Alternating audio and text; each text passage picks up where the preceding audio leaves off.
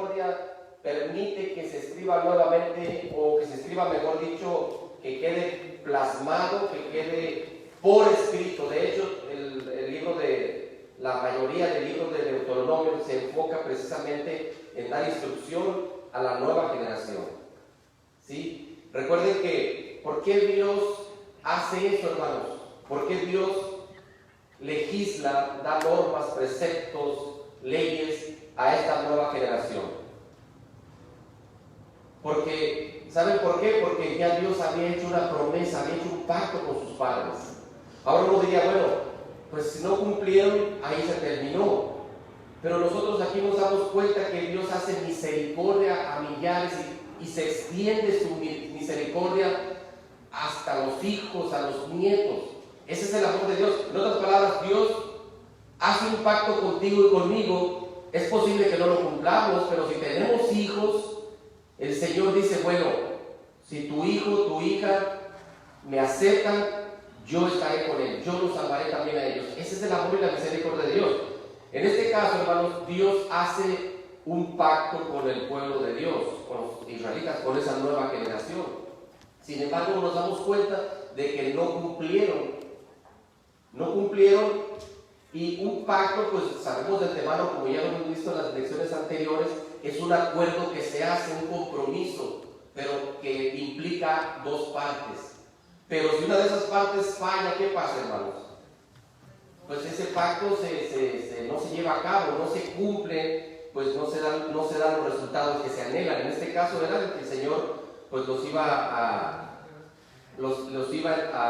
a permitir que entraran en la tierra prometida. Ahora, quiero que piensen, por el hecho de que no entraron a la tierra prometida, no quiere decir que esa generación se perdió espiritualmente, ¿no, hermanos? Estamos hablando de dos cosas diferentes. O sea que, en otras palabras, no tuvieron bendiciones, aunque las tuvieron en el desierto, pero les esperaban mucho mejor, más tranquilidad, más paz en la parte física, pero implicaba también la parte espiritual, que era lo fundamental. Entonces el pueblo, hermanos, pues de alguna manera no cumple con los acuerdos establecidos por ese pacto, y la promesa de Dios no se cumplió en ellos. No porque Dios no pudiera, sino porque ellos rompieron ese pacto, ese acuerdo, ese compromiso que se había hecho. Ellos lo anularon prácticamente. Pero el Señor lo extiende con esa nueva generación y le dice a Moisés: escribe, diles, háblales, para que no vaya a pasar lo que ha pasado con este pueblo que desobedeció, este pueblo que no pude cumplir, no porque no pudiera, sino porque ellos anularon el acta de los... ¿Qué pasó cuando Moisés bajó del Sinaí, hermanos? ¿Por qué Moisés rompe las tablas del pacto? Porque habían hecho el becerro de oro y habían... Porque ya habían roto ese acuerdo ellos, ya lo habían roto, y Moisés se indignó, y para Moisés todo ese pueblo ya merecía ser acabado. Pero aquí vemos nuevamente la misericordia de Dios, hermanos, en acción. Para Moisés ya estaban perdidos, pero para Dios es una nueva oportunidad. Y aquí Dios lo mostró vez tras vez tras vez, y lo sigue mostrando hoy día contigo y conmigo. Que aunque nosotros quebramos el pacto casi todos los días, hermanos, el Señor en su infinita misericordia siempre nos está haciendo el llamado. Como dice San Juan 15, yo soy el pámpano, yo soy la vid, vosotros sois el pámpano. El que en mí permanece lleva mucho fruto. Esa es la misericordia extendida de Dios, y esa es la misericordia que extiende hacia los hijos del viejo Israel, vamos a decirlo así, de la nueva generación. ¿Por qué, hermanos? Porque el Señor tiene bendiciones para este pueblo israelita. Las tiene. Pero si esa nueva generación continuaba haciendo las mismas locuras, tonteras de sus padres, en desobedecer a Jehová, pues simple y sencillamente no iban a poder apreciar las bendiciones que el Señor ya tenía preparadas de antemano para esa nueva generación. ¿Tiene sentido esto, hermanos? O sea, el Señor quiere bendecirnos, que el Señor quiere salvarnos. Por supuesto que en el mundo tendremos aflicción, pero cuando hay paz en el corazón, hermano, lo demás sale sobrando. ¿No les parece? Vamos a leer, por eso les sigue diciendo, vamos a leer lo que dice Deuteronomio 6:1. Y quisiera que alguien ayudara a leer, hermano. Yo lo puedo hacer, pero quisiera que lo hiciéramos más participativo, por favor. Deuteronomio 6, 1 y 2, ¿alguien lo puede leer? Y cómo Jehová les sigue recordando. Adelante, hermano Tomás Pérez. Deuteronomio 6:1. Ajá, y 2. Estos pues son los mandamientos, estatutos y decretos que Jehová vuestro Dios mandó que os enseñase, para que los pongáis por obra en la tierra a la cual pasáis vosotros para tomarla, para que temáis a Jehová tu Dios, guardando todos sus estatutos y sus mandamientos que yo te mando, tú, tu hijo y el hijo de tu hijo, todos los días de tu vida, para que tus días sean prolongados. Palabra de Dios. Comentario, por favor, hermano. Comentario, ¿cómo nos podemos entender eso? Bueno, yo iba a mencionar acerca de la lección, hermanos, que Dios desea, hermanos, que todo lo que nos mueve, el motor de nuestra existencia, de nuestra vida, debe de ser el amor de Dios. Es ese amor que Él nos manifestó al dar. Dios nos dio, porque en la lección ahorita leímos, volvimos a recordar, este es el amor de Dios, no que nosotros lo hayamos amado, sino que Él nos amó primero. ¿Cómo entender eso? Aunque no lo entienda, yo debo obedecer, ¿no? Porque la verdadera evidencia del amor, hermano, no es lo que hablo, sino mi vida. ¿A quién debo mi lealtad? ¿Quién es el que gobierna mi vida, hermano? Y esto es muy profundo porque tendría que explicar mucho más, porque hay personas que dicen, entonces no voy a amar a mi esposa, entonces no voy a amar a mis hijos, entonces no voy a amar a mis familiares. No, hermano, pues por encima de todo debe de estar el amor de Dios. ¿Por qué? Porque Él nos amó primero a nosotros y envió a su Hijo. Amén. Muy bien, ¿algún otro comentario en relación a esto, hermanos? Entonces, hermanos, si nos damos cuenta, el Señor hace alusión, nosotros tenemos un Dios, se puede decir somos monoteístas, hermanos, en el sentido de que, y es hasta cierto punto un misterio, porque mucha gente dice, no, ustedes tienen varios dioses, que Jesús, que el Espíritu Santo y que Dios. Sin embargo, lo entendemos, ¿no? Que es la familia de Dios, ¿no? La deidad, la Trinidad. Por eso dice, hagamos al hombre, hagamos, ¿no? Ahí está Dios, vamos a decir, la esencia de Dios es una y nos lo deja ver en el Antiguo Testamento. Mucha gente dice que en el Nuevo Testamento, por eso no creen muchos en Jesús. Pero aquí vemos, el Señor nos dice que hay un solo Dios. Dice, Deuteronomio 6:4 dice, escuche Israel, Jehová, nuestro Dios, Jehová, uno es. O sea, hay un solo Dios. A diferencia de otras naciones, hermanos, que tenían dioses hasta para aventar para arriba, ¿verdad? El Dios de la lluvia, el Dios del fuego, el Dios de esto, el Dios de... Y a mí viene a mi mente, lógicamente, la iglesia popular, por ejemplo, aunque no le llamen dioses, pero hasta cierto punto es un Dios, porque lo que ocupa el lugar de Dios, ese es un Dios, hermanos. Todo lo que pongamos por encima de Dios, Dios lo considera pues una tontera, lo considera que está uno supliendo a este Dios vivo que quiere darnos bendiciones. Todo lo que esté por encima puede ser la esposa, puede ser el esposo, puede ser el trabajo, puede ser un amigo, puede ser este país, puede ser el dinero. Todo lo que esté por encima de Dios, hermanos, es otro Dios. Y no hay ninguna diferencia a la gente de aquellas otras naciones que tenían otros dioses. Pues dice Jehová, tu Dios, uno es. Adelante, hermano Tomás. Digo que estaba pensando de lo que está hablando, hermano, qué maravilloso es saber, hermano, que el verdadero amor a Dios se refleja en la obediencia a su ley. Pero esto, hermano, nosotros debemos de explicárselo a los demás, porque ellos no saben, hermano, ellos no tienen esa hermosa experiencia de los mandamientos del Señor. Y dentro de ellos entra el sábado. Amén. Eso tenemos que explicarles a ellos, pero por vivencia. O sea que las personas tienen que ver que nosotros guardamos el santo sábado de Dios con gozo, con alegría, que es una delicia, no es una carga. Ellos van a ser contagiados porque van a decir, pero ¿qué tipo de personas son estos? El sábado es una delicia para ellos, se llevan muy bien, son personas transformadas, ¿no? Amén. Y eso es el verdadero amor, hermanos, que observemos sus santos mandamientos, compartamos a los demás, que los mandamientos no son gravosos, es una delicia, es una delicia. Amén.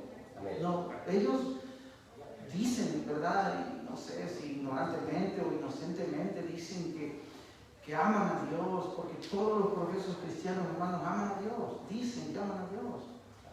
Pero no, yo no sé, hay que orar. Los resultados lo dicen todo, ¿no? Hay que orar porque la Biblia dice, hermano, que en esto sabemos que le amamos y guardamos su nombre. También. Gracias. Somos monoteístas, no politeístas. Ahí está la hermana Ivette y luego después el hermano Portillo. La hermana Ivette primero, por favor. Es lo que vi que levantó primero la mano, le ganó el hermano Portillo. Adelante, hermana Ivette. Solo quería mencionar, tal vez es obvio, pero aquí dice la lección algo que yo marqué que es clave, que cada uno de nosotros tenemos que amar a Dios nosotros mismos, o sea, es algo que cada uno tiene que hacer. Tú, hablando de tu Dios, es mi Dios, solo tengo que hacerlo mi Dios. La hermana Rita tiene que ser lo que es el Dios de ella, la hermana María es el Dios de ella. Pero luego colectivamente, mira nomás cuántos van a estar amando a Dios. Y cada uno de nosotros amamos a Dios como nos pide, singularmente, Él me pide a mí, pero en conjunto mira cuántos vamos a estar amando a Dios. Y eso es lo bonito de todo. Eso es todo, amén. Gracias, hermana. Hermano José, y voy a decir que hermano Portillo. El número 2, algo que me queda pensando y pienso con los hijos que tengo. Dice, de esta manera honrarás al Señor su Dios y cumplirá durante toda su vida las leyes de los mandamientos que yo les mando a ustedes. Y aquí dice, y a sus hijos y a sus nietos, y así vivirán muchos años. Mi responsabilidad, yo creo, antes de salir afuera, a tratar de enseñar los mandamientos que yo sé, son a mis hijos, ¿no? En la primera iglesia, ¿verdad? Esa es mi primera iglesia. Después, tengo que hacer, mi prioridad es hacer el trabajo, porque eso es lo que le está diciendo el Señor. Hey, de generación en generación o de años van a enseñar a tus hijos, le vas a enseñar estos mandamientos, vas a pasar el tiempo para explicárselo. Y los hijos crecieron en el Evangelio. Cuando estaban niños yo trataba de explicarles. Y ahora que están grandes, ellos tienen que hacer sus propias decisiones, ¿no? Ahora ellos tienen que ver si siguen al Señor o pasan tiempo con Él. Y a veces, cuando platicamos, individualmente con uno les pregunto, ¿no? Y les digo, hey, ¿tú sabes lo que les traté de enseñar, no? Y a veces, hermanos, sinceramente, yo pienso que fallé en eso, ¿no? Y ahora son jóvenes adultos, ahora es lo que yo tengo es orar por ellos, y si cuando tengo la oportunidad de reunirme con ellos, yo les pregunto. Yo sé que a veces no les gusta lo que les pregunto cuando es cosas de la iglesia. Hey, tú estás, alguno de ellos me dice, sí, vas a preguntar si fue a la iglesia. Sí, fue a la iglesia, a esta iglesia, ¿no? Y eso es lo que yo aprendo de esta lección, ¿no? Que una responsabilidad tan grande que Dios nos ha dado, lo que nos dio la oportunidad De transmitir el amor. Amén. Adelante, hermano Portillo. Ahí va el hermano. La verdad que yo quería, vuelvo a la pregunta que usted hizo del día hace poco, de que en el Deuteronomio 29 dice que hay misterios que no nos toca a nosotros saber, porque en realidad explicar que Dios está compuesto del Padre, del Hijo y del Espíritu Santo, a veces es dificilito explicarlo a otra persona. Sin embargo, a nosotros nos va a ser fácil, porque ya lo entendimos bien. Pero no nos toca a nosotros saber. Porque un misterio, por ejemplo, el misterio del pecado. ¿Cómo comenzó el pecado? Es un misterio. Es un misterio. No lo podemos nosotros. ¿Cómo comenzó? Dios hizo todo bueno. Es un misterio. Así es. Y dentro del nombre nos dice todo lo revelado es para ustedes, para que entiendan, para su salvación. Un misterio se paga con otro misterio. La natividad del Señor Jesús, misterio. Que en realidad, explíquemelo. Explíquele a José, explíquele a los demás que nació, estaba su señora esposa esperando un baby. Es un misterio. Y gracias a Dios que nosotros creemos en eso. Bendito sea Dios. Gracias. Todo está condensado en el amor, hermanos. Si yo digo que creo en algo y no hay amor, de nada sirve. Todo se condensa en amor. Por eso, hermanos, dice el 5, dice, y amarás a Jehová tu Dios con todo tu corazón, con toda tu alma y con todas tus fuerzas. ¿Cómo podemos entender esto, hermanos? Saben, aquí prácticamente nos habla como en 3 dimensiones. En otras palabras, quien ama a Dios, como dice el título de la lección, es una persona que reconoce que el cuerpo le pertenece a Dios. Y si yo amo a mi Señor, no voy a meterle basura a mi cuerpo. ¿No sabes que el cuerpo es templo del Espíritu Santo? Si yo amo al Señor, mis pensamientos están enfocados en las cosas de Dios. En otras palabras, es con todo el ser, hermanos, con todo. Y lógicamente obedezco, pero la esencia de Dios es que Dios quiere que todo lo que hagamos, hermanos, sea por amor, movidos y motivados por el amor, no tan solo por el mero hecho de querer recibir algo. Si Dios le dice a Moisés, mira, diles a esta nueva generación que amen al Señor con todo su amor, todo su corazón, para que ellos puedan recibir la bendición y puedan encontrar el sentido y el propósito de lo que Dios quiere hacer en sus vidas. Porque si ellos son motivados a querer obedecer a Dios por recibir, pues entonces se desvirtúa el propósito de Dios. ¿Por qué estamos aquí, hermanos? No porque queremos ir al cielo, yo no lo hago por eso. ¿Por qué lo hace usted? Porque ya el Señor nos amó. Es una expresión del amor de Dios que estamos aquí, porque el Señor ya nos rescató, ya nos redimió, ya nos sacó. Y como expresión, pues yo obedezco, yo amo, yo quiero, y aquí estoy por gratitud al Señor. Punto. No hay otra cosa. Entonces, hablamos entre muchas cosas. La vez pasada, el pastor Tomás y algunos hermanos que estaban ahí en el parque, hablamos un poco de todo, pero de muchas cosas, mejor dicho. Y vino el caso de lo de reavivamiento y reforma. Y coincidimos todos en lo mismo, que sin reavivamiento no hay reforma. Y si se hace una reforma sin reavivamiento tampoco tiene sentido. Esto va junto con pegado, como decimos, van juntos, son inseparables. Se pueden hacer, pero los resultados serán diferentes. El reavivamiento, hermanos, tiene que ver más que todo con la parte espiritual, con reavivarnos. Pero como dijo la hermana, es una cuestión personal. El Señor nos habla de manera individual a cada uno, a que nos reavivemos. ¿Dónde? En casa. Y cuando yo vengo a la iglesia, hermanos, pues yo formo parte del cuerpo de Cristo como una célula, como una parte del cuerpo que voy a fortalecer de manera colectiva a mi iglesia. ¿Por qué? Porque yo ya me conecté con el todo, por eso en mi casa, a través de la oración, del estudio, lo que fuere. Vengo a la iglesia y soy una bendición. Entonces, la parte de la reforma tiene que ver más que todo con la parte externa, con el mejorar las situaciones. Si en mi casa tengo un reavivamiento y me voy a reformar, ¿cómo? Pues busco mejores tiempos de orar, busco un espacio para estudiar, busco la manera de enseñar lo que fuere, pero la parte externa. Y en la iglesia se hace lo mismo. Tenemos un reavivamiento como iglesia, pues después tenemos mejores programas, mejores horarios, buscamos esto, buscamos lo otro. Ahí es donde se cumple la palabra de Dios. ¿Se dan cuenta? ¿Tiene un comentario, hermano?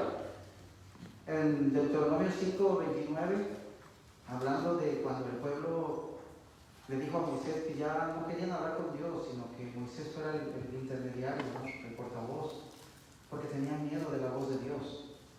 Entonces, cuando ellos dijeron, tú habla con Dios y dinos las palabras que Él nos diga, y nosotros obedeceremos todo lo que Él nos diga. Y en Deuteronomio 5:29 el Señor se expresa de esa del pueblo. Dijo, ¿quién diera que tuviesen tal corazón, que me temiesen todos los días y que guardaran mis mandamientos todos los días, para que a ellos y a sus hijos les vaya bien para siempre? Ese es el centro del amor hacia Dios, hermano. Amén. No es tantas palabrerías, es lo que está dentro del corazón y quién nos mueve a hacer las cosas. Eso. Porque podemos engañar a toda la gente, a la iglesia entera. ¿Quién nos mueve a venir a la iglesia? ¿Por qué venimos a la iglesia? ¿Por qué hacemos lo que hacemos? ¿Por qué no hacemos lo que debemos hacer? Así es. Muy Que bien. Dios nos ayude, hermanos, para tener el verdadero amor de Dios. Porque vamos a hablar también un poco entra aquí, y entra mucho más bien, el amor al prójimo. No podemos hablar de amor, amo a Dios. ¿Cuántos aman a Dios? Todos amamos a Dios. Pero ¿por qué no reconciliarse con el hermano o con la hermana? ¿Por qué guardar tanto rencor? ¿Por qué hacemos diferencias? Que porque tú eres rico y yo soy pobre. Porque tú conoces mucho de la Biblia y yo nada. Porque no me he visto del traje como tú te vistes. Eso es terrible. No podemos estar engañados. Sí, No así es.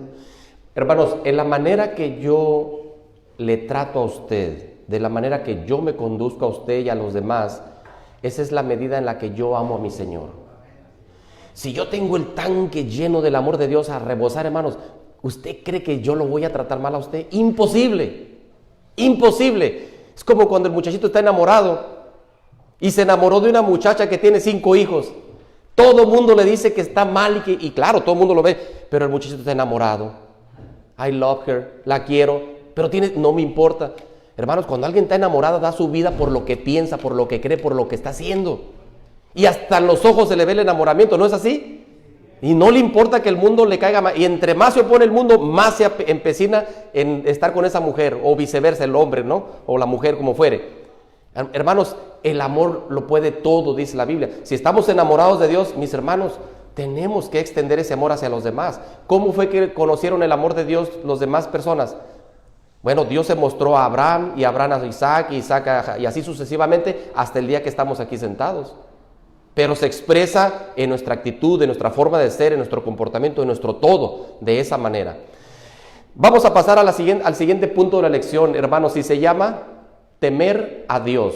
¿Cómo podemos entender nosotros, hermanos, temer a Dios? Dice, ama a Dios y teme a Dios, o teme a Dios y ámalo. ¿Quién me puede explicar, hermanos, qué significa el temor de Dios o temer a Dios? Digo, hagámoslo participativo, ¿no? Por favor. Temer a Dios, porque saben, hay gente que piensa que es tener miedo, este amor, este miedo mundano o este miedo natural, vamos a decirlo así. A ver, hermana, adelante. Gracias. Es que, mire, hermano, a veces nosotros confundimos la palabra temor en el aspecto del mundo. Lo que nos enseñaron, le temíamos a nuestros padres, porque si hago esto me van a pegar. Las consecuencias, ¿verdad? Exactamente. Pero el temor a Dios es la reverencia al Señor. Ok. ¿Entiende eso? Reverenciar al Señor en todas las cosas que yo hago. Yo no hago, por ejemplo, yo voy a la iglesia no porque le temo a Dios. Yo vengo a la iglesia no porque si yo no voy un sábado a la iglesia, Dios me va a castigar durante la semana. Ese es el temor del mundo. Yo vengo a la iglesia por temor, porque quiero reverenciar, quiero agradecerle a mi Dios por todas las bendiciones que Él ha hecho en mi vida. Amén, hermana. Muy bien, gracias. ¿Alguien más tiene alguna otra explicación parecida o un poco diferente? Bueno, creo que así es. Mire lo que dice Deuteronomio 6:2, ¿no? Lo mismo que hemos estado hablando. Son para que temas a Jehová tu Dios, tú con tu hijo, el hijo de tu hijo, dijo, guardando todos los días de tu vida sus leyes, sus mandamientos, que yo te mando a fin de que tus días se larguen o se prolonguen o tengas larga vida. Y en efecto, hermanos, yo tenía, hemos entendido que el temor a Dios es diferente al temor del mundo, pero muchas de las veces es posible que no tengamos en esencia bien claro, hermanos, lo que significa el temor a Dios, ¿no? Y bueno, ya ven que en Proverbios 2:1 en adelante habla de si haces esto, si haces aquello, entonces entenderás el temor de Dios. Y ahí se cumple también lo que dice Proverbios 1:7, ¿no? Que dice, el temor a Jehová es el principio, ¿de qué? De la sabiduría, ¿verdad? En algunos dice el conocimiento. Pero si ustedes notan, dice, si haces esto, si haces aquello, yo estaba entendiendo lo más que todo que el temor a Dios era el obedecer. Y no es así, parece que sí. Pero más bien es lo que dijo usted, acaba de decir usted, hermana, es el reconocer el poderío de Dios, el admirar que Dios nos salva, el admirar que Dios es misericordioso, piadoso. Entonces cuando yo acepto, entiendo eso en mi ser, pero de todo corazón, entonces yo obedezco, entonces yo actúo.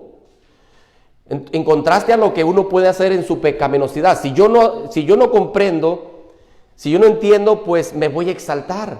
Mis atributos, mis sentidos, el yo puedo, se resalta por encima de lo que Dios es. O cuando usted idolatra, por ejemplo, a una persona por contemplación, por lo que usted quiera, pues simplemente usted le está dando la gloria y la honra a esa persona o a ese héroe, como mucho en el mundo es muy popular eso. Y pues el temor es más que todo para esa persona, porque reconoce que es superior a él y quisiera ser como él, imita a él o a ella. Pero en este caso, el temor a Jehová no es el temor al mundo, como bien lo estamos diciendo, sino es el reconocer que Dios es el que me salva por mi incapacidad, por mi pequeñez, por mi mundanalidad, lo que fuere. que Dios es superior, superlativo, superior, grande y que es el que me salva. Cuando yo reconozco eso, entonces ahí se cumple realmente lo que dice la palabra de Dios. Entonces entenderás a Jehová. ¿Iba a decir algo, pastor? Sí. Existe otra palabra que nosotros desde niños nos acostumbramos. Yo recuerdo cuando iba a la casa de mi abuela materna y dormíamos en su casa, para ir al baño en la noche a veces teníamos que levantarnos solos, y ese pasillo hacia el baño era eterno, estaba oscuro y me sobrecogía un miedo. Miedo es una cosa, Así es. terror de las cosas, podríamos decir, sobrenaturales o de lo que nos pueda pasar, pero el temor es un respeto, es una admiración a Dios. Amén. Miren ustedes, yo no he visto otro paisaje en un templo como el que hay aquí. Bonito, en tercera dimensión, platicaba mi esposa. Imagínense ustedes la belleza que aún podemos ver hoy en la naturaleza. A pesar. Eso a pesar de la catástrofe que hubo, del diluvio. Podemos ver la mano de Dios tan misericordiosa por mí, en el aspecto de que me ha dado un mundo para vivir y que va a, y solo de pensar que cosas que ojos no han visto ni han subido al pensamiento del ser humano son las que Dios ha ido a preparar para nosotros. Eso me llena de admiración y de un temor, saber que tengo un Dios que me rescató de la miseria del pecado, que me libró de las tinieblas de la oscuridad y que me hace sentar, como dice Pablo, en los lugares celestiales. Hermanos, eso me causa a mí esa reverencia, ese respeto, esa admiración de un Dios que me amó primero. Entonces, la única manera nosotros de ser recíprocos con ese Dios tan alto y sublime, Obedecer. es obedecerlo, amarlo y tener ese temor de ese respeto tan admirable que debemos tener por él. Resultado, ¿verdad? Amén, hermano. Gracias, pastor. Por eso, hermanos, dice Efesios 2:1 y es sugerente porque ahí está en la lección, dice: en cuanto a vosotros estabais muertos en vuestros delitos y pecados. Eso lo comprendemos, ¿verdad? Porque todos estamos aquí porque el Señor nos rescató, ¿verdad? Dice: los cuales anduviste en otro tiempo conforme a la corriente de este mundo y al príncipe de la potestad del aire, el espíritu que ahora actúa en los hijos de desobediencia. Claro, eso lo comprendemos. Dice: en otro tiempo todos nosotros vivimos entre ellos en las pasiones de nuestra carne, haciendo la voluntad de la carne y de la mente, y por naturaleza éramos hijos de ira como los demás. Es verdad, ¿verdad? Y bueno, no le voy a seguir, sigue hasta el 10. Pero en esencia, el Señor está poniendo en contraparte lo que éramos antes, que estábamos perdidos, estábamos muertos en nuestros delitos, y por lógica había un resultado, había un fruto. Pero ahora estamos de este otro lado, en la otra dimensión. El Señor nos ha rescatado. Dice: y si ustedes reconocen, si ustedes tienen el temor a Jehová, entonces deleítense, gócense en obedecer. ¿Qué cosas? Sus mandamientos. Porque el Señor me llama, ya soy salvo, ¿y ahora qué? Bueno, pues ahora aquí están para que camines, para que te vaya bien en esta tierra, a pesar de los pesares. Yo quiero estar contigo, yo te voy a enseñar cómo conducirte en medio de este mundo traicionero. Es lo que el Señor está diciendo, pero reconoce que yo soy tu Dios. En esencia eso podría ser, ¿no? O eso es.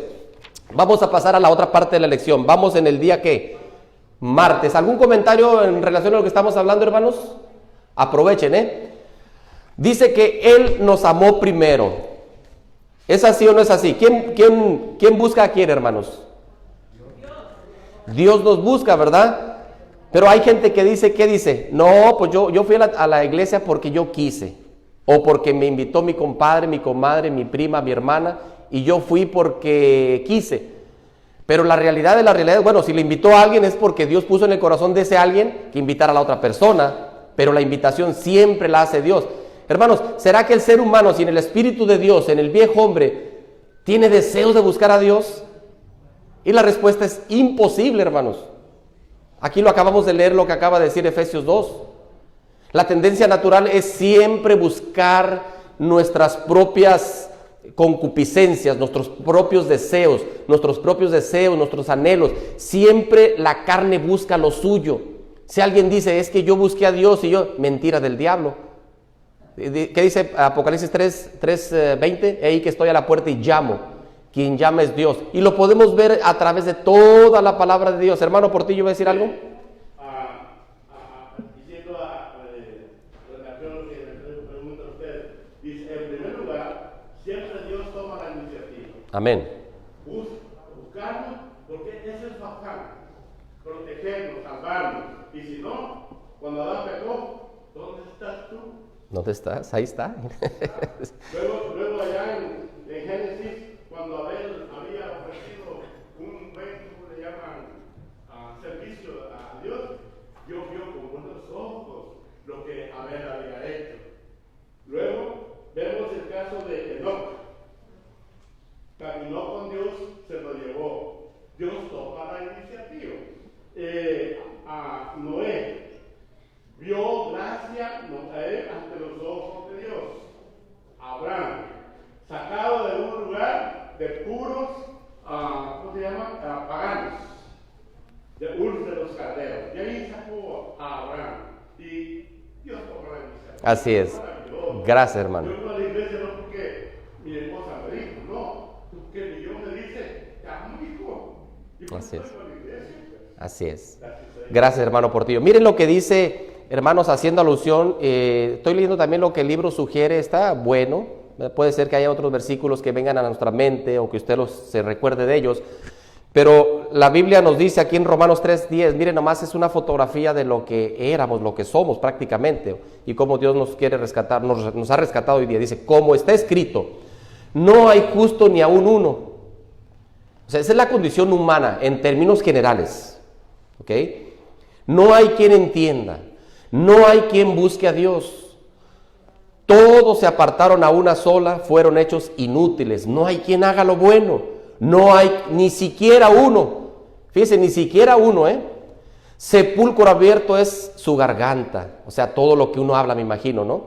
Dice, con su lengua engañan, hay veneno de serpiente debajo de sus labios, su boca está llena de maldiciones y amargura. Sus pies son veloces para derramar sangre. Hay ruina, miseria, sus caminos. Dice, no conocieron el camino de la paz. Ese es el hombre natural, No hay quien conozca la paz. No hay temor de Dios. Mire, aquí está la palabra. No hay, ¿qué dijimos que era temor? Si lo dijéramos en palabras, si cambiáramos la palabra temor, ¿cómo dijéramos? No hay reconocimiento de Dios. No lo vislumbran como un Dios. ¿Por qué? Porque el resultado que están teniendo lo está diciendo. Por eso dice, no hay temor de Dios delante de sus ojos. No se maravillan, no reconocen. Todo lo atribuyen a que la evolución, al Big Bang, todo lo reconocen pues de una manera natural, que simple y sencillamente el ser humano fue creado por casualidad, por decirlo así. Así estábamos antes, hermanos, ¿sí o no? Estamos aquí porque ahora tenemos el temor de Dios, porque reconocemos que hay un Dios mucho más o alguien superior a nosotros que nos creó. Eso en esencia viene siendo eso, ¿no? Bueno, entonces yo les pregunto, y eso Dios se los dejó, por supuesto, se los escribió a los contemporáneos, vamos a decirlo así, de aquellos tiempos, pero la pregunta es, ¿será que aplica para nosotros hoy día, hermanos? ¿Hay gente que tiene esas características? Es más, yo me atrevo a decir, hermanos, que a pesar de que nosotros ya conocemos las virtudes de Dios, aún así seguimos cometiendo ciertas irregularidades dentro de nuestro carácter, hermanos. Aún así tenemos muchos rasgos característicos de esto que nos está describiendo. ¿No les parece así, hermanos? ¿No les parece que eso es motivo, razón suficiente como para querer hacer un reavivamiento, una enmienda o reestructurarnos, reformarnos nosotros mismos de manera personal? ¿No les parece? O sea, como para meditar y decir, caray, lo que dice la palabra de Dios, y como que viene a mi mente cierta actitud que tuve con cierto hermano o con cierta gente allá afuera, porque a veces la actitud, hermanos, aleja, y mayormente cuando digo que soy cristiano, pero mi actitud es repelente, yo dejo mal parado a Dios. Recuerde que nosotros somos la mano extendida de Dios aquí en la tierra. ¿Cómo va a conocer la gente a Dios? A través de las personas, de sus hijos, de sus embajadores, dice Romanos 5. Entonces, cuidado, hermanos, miren lo que dice. Entonces, hay una historia que retrata rapidito esto, hermanos. Vamos a leer nada más un versículo. Si alguien lo quiere leer, está en Deuteronomio 4:37. ¿Alguien lo quiere buscar y lo puede leer? Por favor. Deuteronomio capítulo 4:37. Si lo quieren leer, por favor, léalo, si me hace el favor. 37. Porque Él amó a tus padres, eligió a sus descendientes y te sacó de Egipto con gran poder. Amén, gracias. Dos cosas que resaltan aquí. Una, aquí dice bien claro, hermanos, que Él nos amó primero y que nos escogió, por supuesto. Característica típica de nuestro Dios, ¿no es así? ¿Y de dónde nos sacó? De Egipto, hermanos. ¿Dónde estábamos antes? En Babilonia o en Egipto, como le quiera llamar. ¿Y cuáles son las características de esos pueblos? Pues que eran paganos, eran idólatras, y todos nosotros éramos así, aunque digamos que no. Claro, a unos más, otros menos, pero al final de cuentas estábamos en esa condición. Esto es, aquí está retratado, hermanos, la historia del ser humano, que Dios en su misericordia, a pesar de que dijo, no comas porque van a morir, el Señor extiende su mano y nos saca. Y nos reviste con las pieles que tipificaban a Jesús. Por eso estamos aquí, porque tenemos un Dios maravilloso, hermanos, no es por otra cosa. ¿Dónde estaríamos nosotros si no fuera por eso? Perdidos en el Egipto, quizás adorando otras cosas. Entonces, hermano, ¿iba a decir algo? Lo más maravilloso que le puede suceder al ser humano es encontrarse con Cristo. Amén. Efesios 2 lo mencionó usted en la lección, ¿verdad? Dice que Él nos dio vida cuando estábamos muertos en nuestros delitos y pecados, y éramos por naturaleza hijos de ira, siguiendo la corriente del enemigo, la que opera en los hijos de desobediencia. ¿Se imagina, hermano? Yo de forma muy personal me pongo a pensar en mi vida, digo, ¿de verdad Dios me amó? ¿Por qué me rescató de donde andaba? Por mucho que yo cuente mi testimonio, jamás lo podrá entender nadie. ¿Están de acuerdo en eso? Por mucho que alguien de ustedes me explique su testimonio, nunca lo voy a entender, sino el que lo vivió. Amén, así es. ¿De dónde te rescató Dios? ¿Y cómo le respondemos a ese inmenso amor que no lo entendemos, hermano? Será el estudio de las edades sin fin, la obra de Cristo. Eso lo dice el viernes. La obra de Cristo, la redención, hermanos, que Dios nos ayude. Hermanos, entonces nosotros pensamos en nuestra naturaleza caída, humana, pecadora, que cuando llegamos a los caminos de Dios, por eso uno cree que el dejar de hacer ciertas actividades ilícitas, pecaminosas, me torno bueno. Error graso. Pensamos que porque vengo de una familia de abolengo, donde no se practica tanto esto o aquello, el Señor va a tener más misericordia de mí y me llama por eso. No, el Señor, yo por lo menos, yo creo que también usted estará de acuerdo. ¿A quién llamó el Señor Jesús? ¿A quién llamó? ¿Por qué el Señor no llamó a los prominentes, a los más educados, a los más letrados? ¿A quién llamó, hermanos? Hombres del vulgo. Hombres del vulgo, vulgo es raza, pueblo, a lo que mucha gente tenía por poca cosa, pescadores, panaderos, qué sé yo. Y ahí nos deja bien en claro que el Señor busca a personas que no se crean tanto, sino personas que reconozcan que son débiles y pecadores, en la condición que se encuentren. Y Dios no llamó a su pueblo, a Israel en este caso, no porque fueran muchos, no porque esto. Mire lo que dice Deuteronomio 7:7, se lo voy a leer. Dice, no porque vosotros seas más numerosos que todos los pueblos, o sea, no por eso los llamó. Jehová os ha querido, os ha escogido, pues vosotros eras el más significante de todos los pueblos. Hermanos, esto es oro molido. Si usted lo analiza y lo pone para usted y lo contextualiza hoy día, hermanos, no nos queda otra cosa más que alabar al Señor. ¿Cuánta gente hemos sabido de testimonios? Quizá no sea el de nosotros aquí, pero hemos visto, como se dice popularmente, y disculpe la expresión, de esos cholos de marca, hermanos, que hasta tatuajes tienen en los pelos y que eran sicarios, y hoy forman parte del pueblo de Dios. Y uno dice, como este Jonás, no, pero ¿cómo? En nuestra cabeza, en nuestro entendimiento, no alcanzamos a comprender cómo es que esa persona que mató tanta gente esté en la iglesia. Pero es el amor extendido de Dios, es la misericordia de Dios. Para Dios no podemos minimizar el poder de Dios.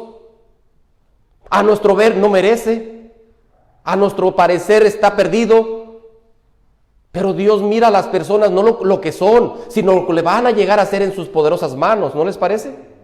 Ese es el poder de Dios, y eso es lo que Dios hizo con su pueblo y nos lo está mostrando hoy día. Dice, tú estás aquí no porque eras muy acá, muy lo mejor de lo mejor. Estás aquí porque yo te rescaté y porque tú eras lo peor si tú quieres. Pero ya vimos la condición del ser humano, ¿no les parece? Y gracias a Dios, bendito sea Dios, que nos empareja a todos. María Magdalena vio la única tabla de salvación. Para ellos merecía morir, pero ella vio en Jesús y Jesús vino y la emparejó con todos. Lo que hace Dios en sábado, hermanos, nos pone en el mismo canal de sintonía a todos. Bendito Dios por ello, ¿no les parece? Bueno, sigamos adelante, hermanos. Entonces, hermanos, ¿algún comentario? Del temor a Dios, hermano. ¿Sí? Ahí la lección nos habló de Apocalipsis 14:6. Del temor a Jehová. Eso debemos de predicárselo al mundo, a las personas. ¿Otra vez diga? De Apocalipsis 14:6. Ajá, oh, perfecto. Sí, porque eso va compaginado, ¿verdad? Perfecto, sí. Porque por eso la lección, el título general se llama La verdad presente. Amén. Entonces esto nos debe de ayudar para sacar lecciones de Apocalipsis 14:6 para hablarle a los demás que hay que tener. El mensaje presente de hoy día, ¿verdad? Y dentro del mensaje, la verdad presente, pero de ahí entra el temor a Jehová, tiene que ver con guardar el sábado. Claro, claro. Que nos ayude para explicárselo a las personas. Así es, por eso es teme a Dios. Teme a Dios y guarda sus mandamientos. Este es el fin del todo, dice de Eclesiastés. Pero, ¿por qué, hermanos? ¿Por qué? Porque ya llegó la hora de su juicio. Dios traerá toda obra a juicio.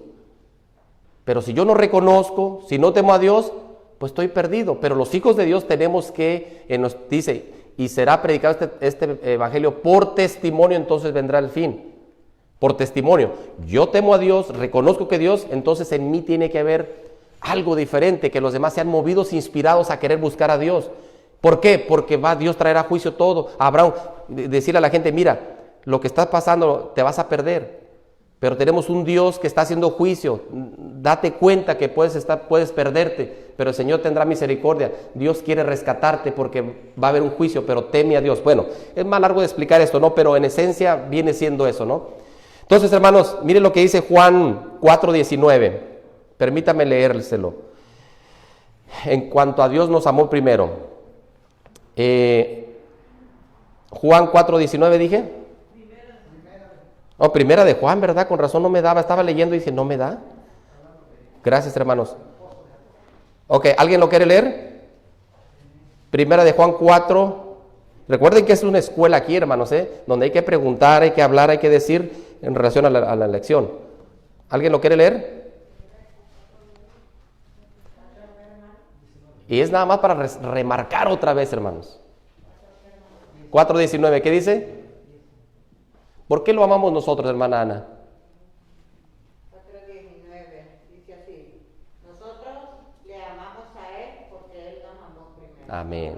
Hermanos, en esencia, ¿cuál es? Esta pregunta es oro molido. ¿Cuál es la evidencia? Gracias, hermana Ana. ¿Cuál es la evidencia de que Dios nos ha amado primero, nos amó primero? La evidencia más grande que hay.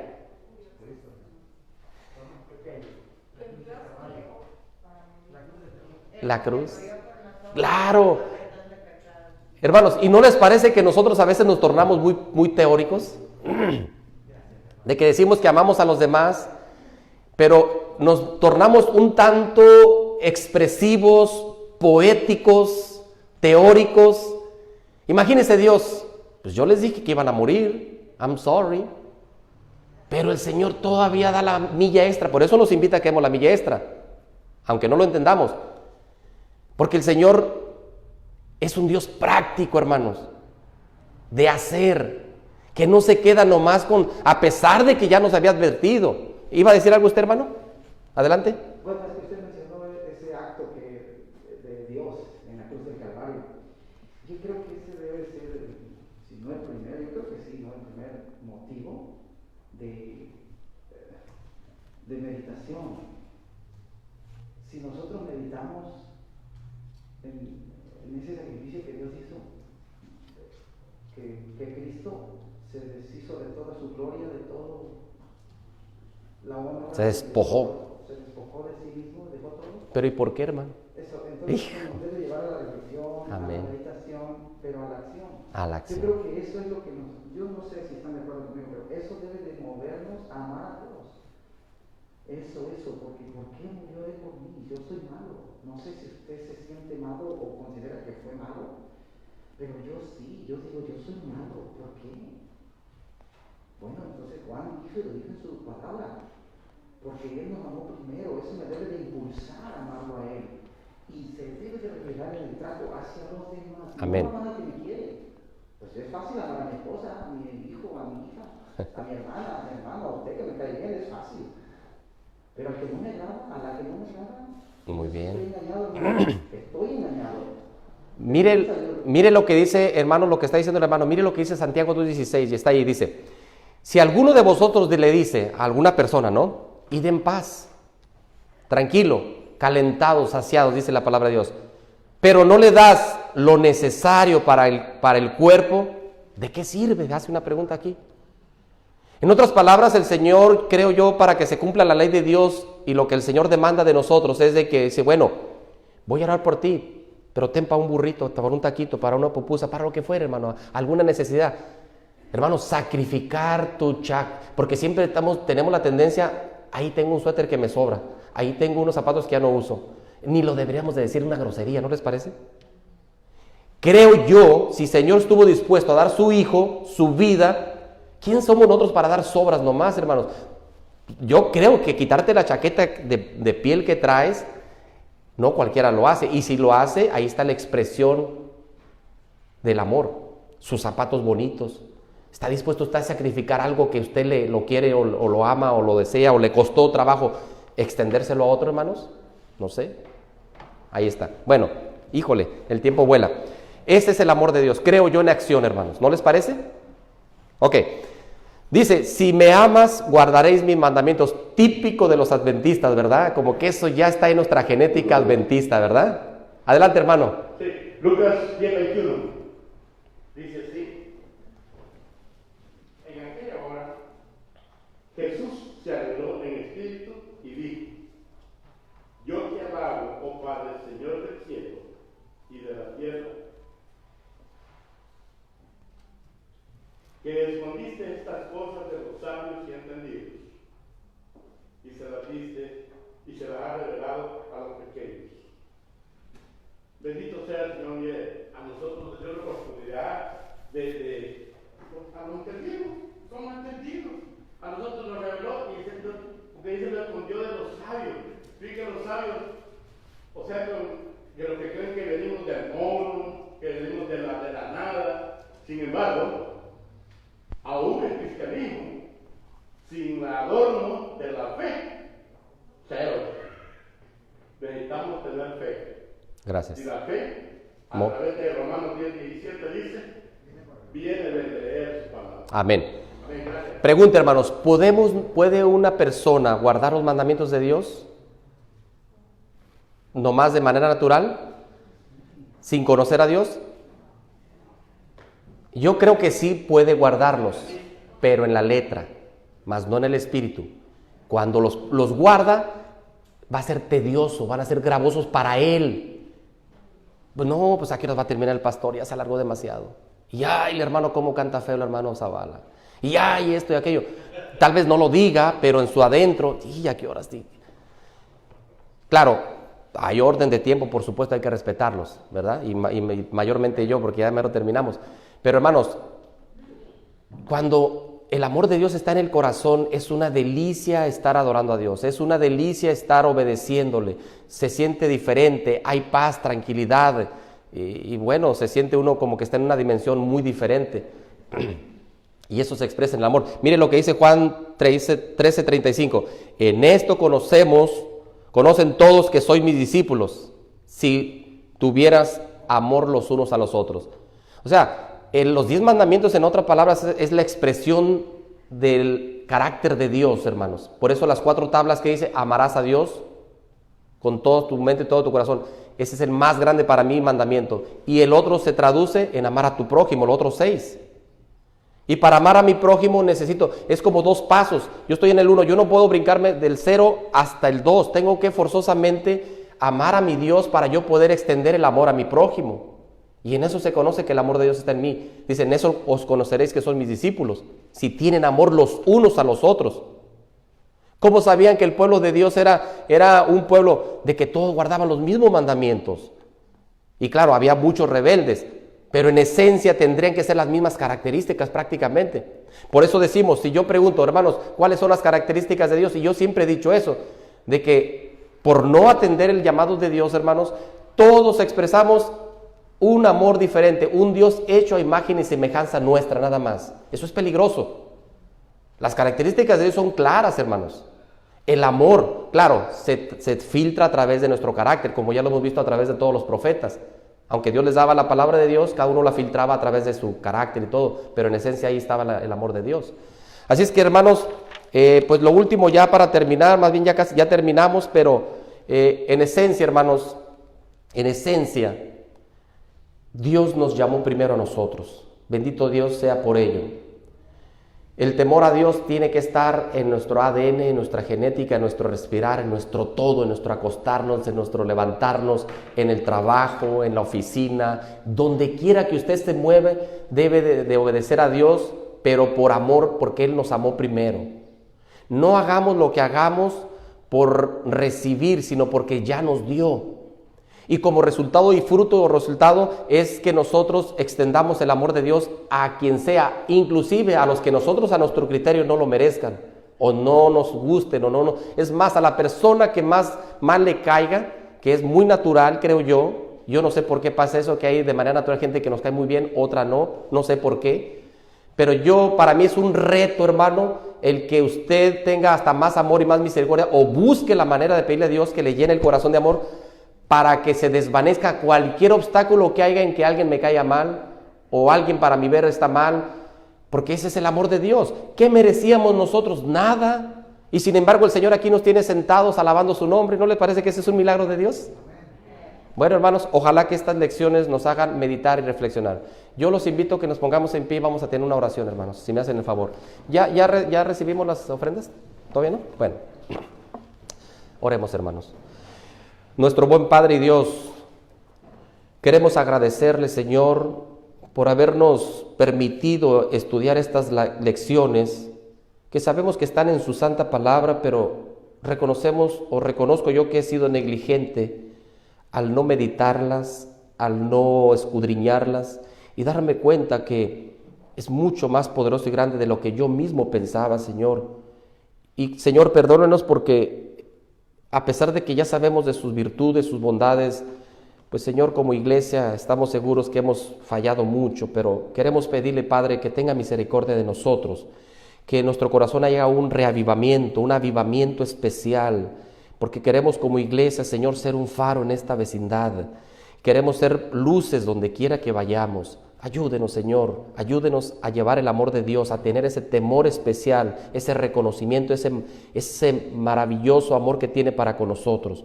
Padre, bendiga pues esta escuela sabática, bendiga a todos los que están escuchando, bendiga a los que están sentados, bendiga todo de acuerdo a su voluntad. Eso es lo que queremos, Señor, pero que se haga su santa y bendita voluntad. Quédese pues con nosotros en esta mañana, se lo pedimos, se lo agradecemos, en el dulce y maravilloso nombre de Jesús. Amén, Señor, amén.